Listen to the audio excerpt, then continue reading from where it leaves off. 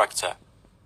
The aphorism, "As a man thinketh in his heart, so is he," not only embraces the whole of a man's being, but is so comprehensive as to reach out to every condition and circumstance of his life. A man is literally what he thinks, his character being the complete sum of all his thoughts. As the plant springs from, and could not be without, the seed, so every act of a man springs from the hidden seeds of thought, and could not have appeared without them. This applies equally to those acts called spontaneous and unpremeditated as to those which are deliberately executed. Act is the blossom of thought, and joy and suffering are its fruits. Thus does a man garner in the sweet and bitter fruitage of his own husbandry. Thought in the mind hath made us what we are. By thought we wrought and built. If a man's mind hath evil thoughts, pain comes on him as comes the wheel the ox behind. If one endure in purity of thought, joy follows him as his own shadow sure. Man is a growth by law, and not a creation by artifice, and cause and effect is an absolute and undeviating in the hidden realm of thought, as in the world of visible and material things. A noble and godlike character is not a thing of favor or chance, but is the natural result of continued effort in right thinking, the effect of long-cherished association with godlike thoughts. An ignoble and bestial character, by the same process, is the result of the continued harboring of growling thoughts. Man is made or unmade by himself.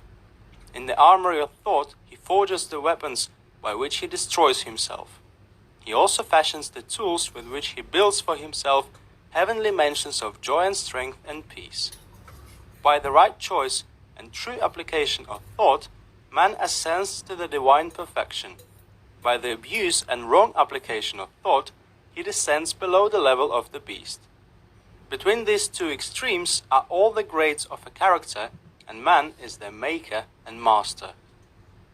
Of all the beautiful truths pertaining to the soul, which have been restored and brought to light in this age, none is more gladdening or fruitful of divine promise and confidence than this, that man is the master of thought, the molder of character, and maker and shaper of condition, environment, and destiny. As a being of power, intelligence, and love, and the lord of his own thoughts, man holds the key to every situation, and contains within himself that transforming and regenerative agency by which he may make himself what he wills. Man is always the master, even in his weakest and most abandoned state, but in his weakness and degradation, he is the foolish master who misgoverns his household. When he begins to reflect upon his condition, and to search diligently for the law upon which his being is established, he then becomes the wise master, directing his energies with intelligence, and fashioning his thoughts to fruitful issues. Such is the conscious master, and man can only thus become by discovering within himself the laws of thought, which discovery is totally a matter of application, self-analysis, and experience. Only by much searching and mining are gold and diamonds obtained, and man can find every truth connected with his being if he will dig deep into the mine of his soul, and that he is the maker of his character, the molder of his life, and the builder of his destiny, he may unerringly prove, if he will watch, control, and alter his thoughts, tracing their effects upon himself, upon others, and upon his life and circumstances, if he will link cause and effect by patient practice and investigation, utilizing his every experience, even to the most trivial, as a means of obtaining that knowledge of himself.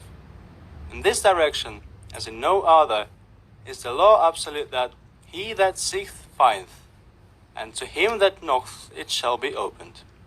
For only by patience, practice, and ceaseless importunity can a man enter the door of the temple of knowledge. Chapter 2. Effect of thought on circumstances. A man's mind may be likened to a garden, which may be intelligently cultivated or allowed to run wild, but whether cultivated or neglected, it must and will bring forth. If no useful seeds are put into it, then an abundance of useless weed seeds will fall therein, and will continue to produce their kind. Just as a gardener cultivates his plot, keeping it free from weeds, and growing the flowers and fruits which he requires, so may a man tend the garden of his mind, weeding out all the wrong, useless and impure thoughts, and cultivating toward perfection the flowers and fruits of right, useful and pure thoughts. By pursuing this process, a man sooner or later discovers that he is the master gardener of his soul, the director of his life. He also reveals within himself the laws of thought, and understands with ever-increasing accuracy how the thought forces and mind elements operate in the shaping of his character, circumstances, and destiny.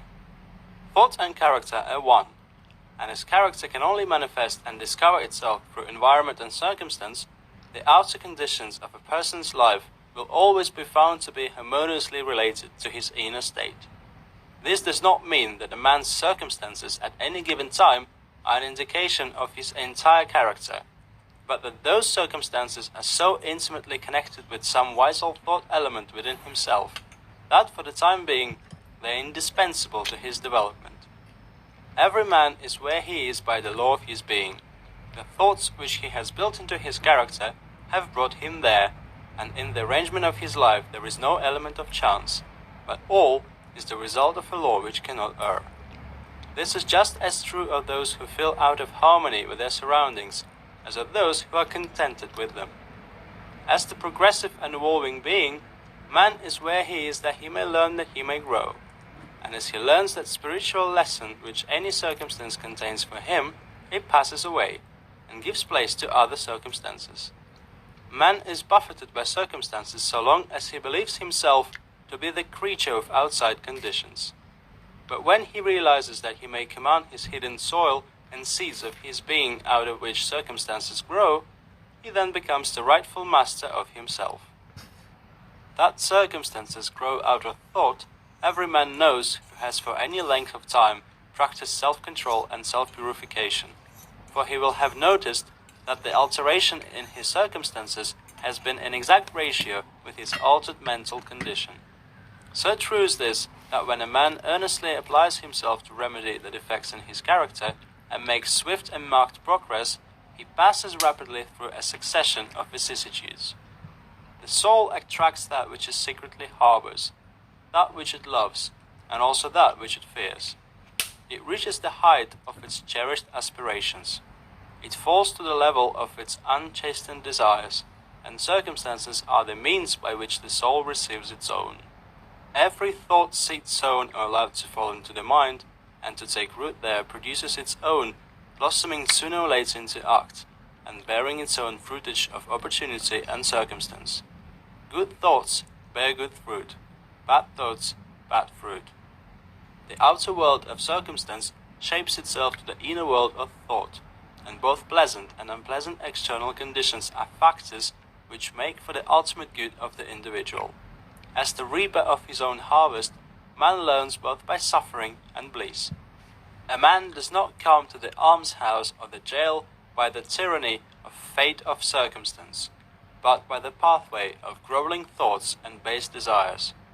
Nor does a pure-minded man fall suddenly into crime by stress of any mere external force. The criminal thought had long been secretly fostered in the heart, and the hour of opportunity revealed its gathered power. Circumstance does not make the man, it reveals him to himself.